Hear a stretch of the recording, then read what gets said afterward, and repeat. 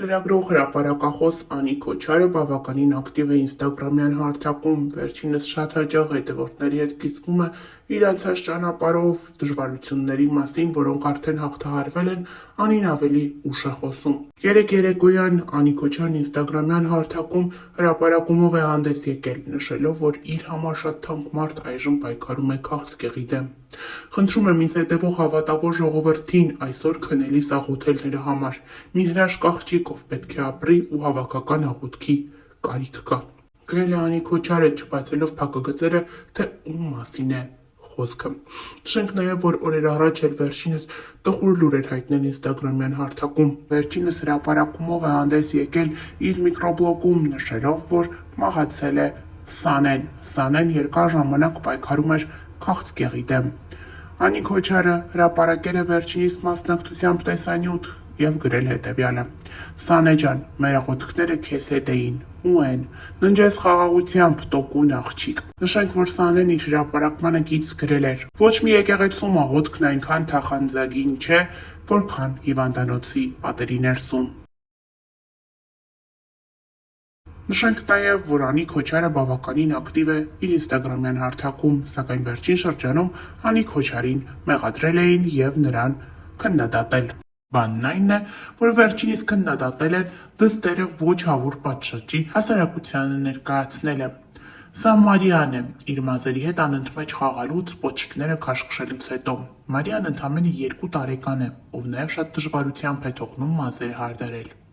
Սա իմ ստացած աբսուրդ նամակներից մեկն է, այն որ կպնելու բան չկա, բայց մարդիկ կան հատուկ օժտված են, կգտնեն, դե լավ, փնտրողը գտնում է։ Թե բա ուղիղ բացված չեն, և դա ասում են մի մոր, որ անգամ անկողնային պառկած օրերին կազմակերպում է որդու վարսավիրանոց գնալը, որ կյանքում անփույթ մազերով տանից դուրս չգա։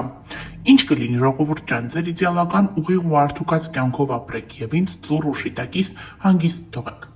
Նշենք նաև, որ Անի Քոչարը նաև ներկայացրել էր իրեն ուղղված հաղորդագրությունը։ Ինչ կլինի, Անի ջան, այս սիրունի մազերը գեղեցիկ հարդարեք ու հավաքեք։ Մի նեղացի հարգելիս, ես չեմ ասում հավաքած չի, պոչիկները ուղիղ բացված չեն, նշել է հաղորդագրության հեղինակը։ Ավելի ուշ Անի Քոչարը կրկին հրապարակում է արել գրելով. «Բա պաղպաղակի սթորիին տեսնեիք ինչեր գրողներ էին եղել, թե բա երեխեն մեղք է, իրեն էլ տվեք, հաստատ նախորդ շոկոլադի սթորիին էլ նույնը գրողներ են լինելու։ Այնպես որ կանխելու համար ասեմ,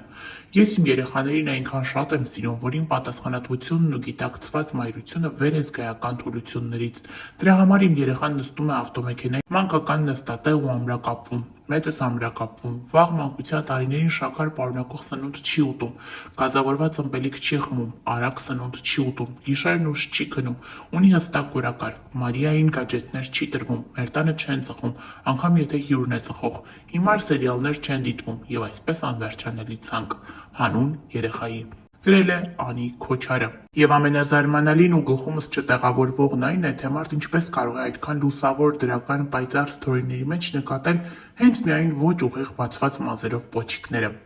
Ելնեք մարդկանց պարապությանն ու մանրախնդրությանը։ Ես էլ կուզեի իրենց դարդուցավից և ուրիշ ոչինչ։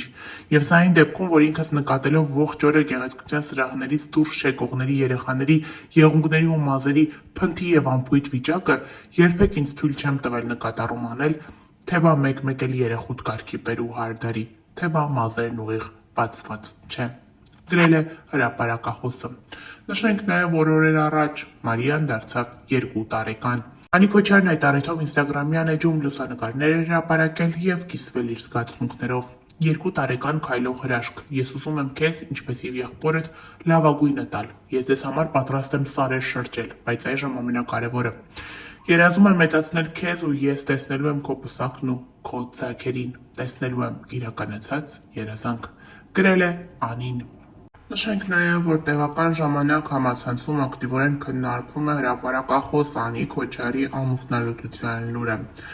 Բանն այն էր, որ հրապարակումներում հետևորդները չէին տեսնում վերջինիս ամուսնուն։ Հարցազրույցներից մեկում Անի Քոչարը հետևյալն է ասել. «Իմ անձնական կյանքում հիմա այնպիսի իրավիճակ է, այնպիսի փորձությամբ է մեր ընտանիքն անցնում, մենք ապրում ենք տարբեր երկրներում, իմ ամուսինն այնպիսի փորձանքի մեջ է ընկել, որ ես չգիտեմ հաջորդ անգամ նրան երբ կտեսնեմ։ Եվ ես այժմ միայնակ եմ Հայաստանում 2 երեխայի հետ լուրջ առողջական խնդիրներով։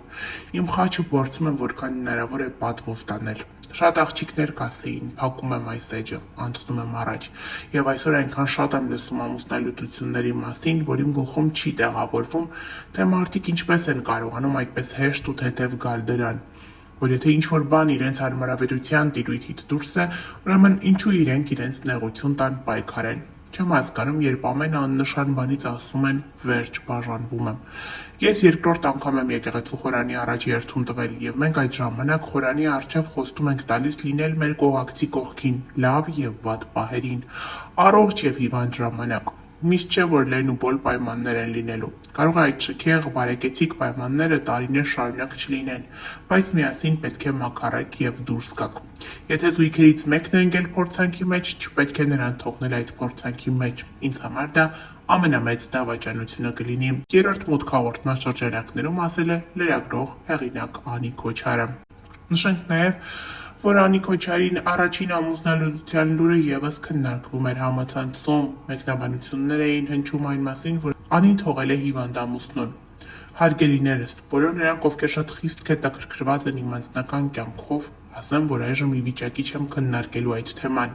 ինչպես նաև պատասխանելու մի մարդու կեղծ իրականությունը խեղաթյուրող գրառումներին, որի 5 տարվա իմ անձնուրաց նվիրումը զրոյի հավասարեցրեց։ Միայն բոլոր չարախոսներին ասեմ, որ ես հիվանդ մարդու չեմ լքել, ես նրա հետ անցել եմ քաղցկեղի ողջ դժոխքով, քիմիայի դաժան հետևանքներով։ Շատ մայրեր անգամ չեն անցնում իրենց երեխայի այդ դժոխքով, որը ես եմ անցել, եւ նա այսօր փաստացի ապաքինված է, այնպես որ բավական է ինձ մեղադրեք հիվանդ մարդուն լքելու մեջ։ Ես ցանկանում եմ բոլոր սրտացավ մարդկանց տեղեկացնել, որ նա առողջ է, անհոգ եղեք։ Եվ մի բան էլ, այնպես չէր, որ մենք արդեն ամուսնալուծվել էինք, բայց վերջին օրերի զարգացումներից հետո ուրեմն հաստատ անխուսափելի է դա, քանզի ես չէի ընտրել նման տղամարդու,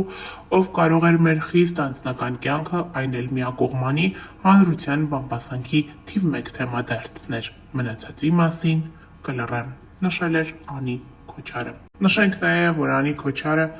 այս տարիների ընթացքում տարբեր հիվանդություններ է հաղթահարել։ Մեկ անգամ խոսելով դրանց մասին վերջինս նշել է. ծանր քիմիոթերապիաները շատ բան են ջնջել իմ հիշողությունից, բայց կան դրվագներ, որոնք ես հիշում եմ այնքան վառ ու մանրամասն, կարծես թե հենց երեկ է տեղի ունեցել։ Այդ պատկերները գլխումս են ու սրտումս, դրանցից է առաջնակից լույս աշխարհ գալը։ Դավիթից ծնունդի ամեն մի ակնթարթը անվնաս է հիշողությանս մեջ։ Նույն կերպ Մարիայինս։ Այժմ էլ ընկերություն չեմ անում հիշողության հետ, քիմիաներից հետո, COVID, հետո բազմաթիվ նարկոզները։ Այն, որ ասում եմ մայրությունը լավագույնն է, ինչ ինձ հետ պատահել է այս կյանքում, լոկ խոսքեր չեն։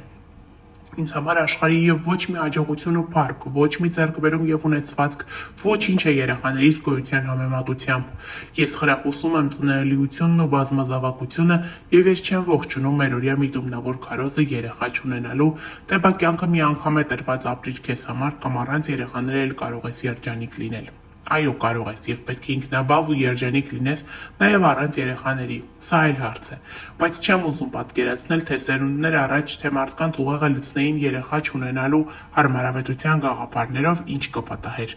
Երևի միայն մահմեդականները կլինեին, նրանք խայծը կուլ տվողներից եւ մոլորակի բնակչությունը կրճատելուն միտված դատարկ քարոզներին ականջալուր լինողներից չեն։ Ամեն ոք ինքն է ընտրում եւ որոշում, իսկ ես սոսկ իմ մտքերն եմ բարձրաձայնում։ Գրել է Անի Քոչարը։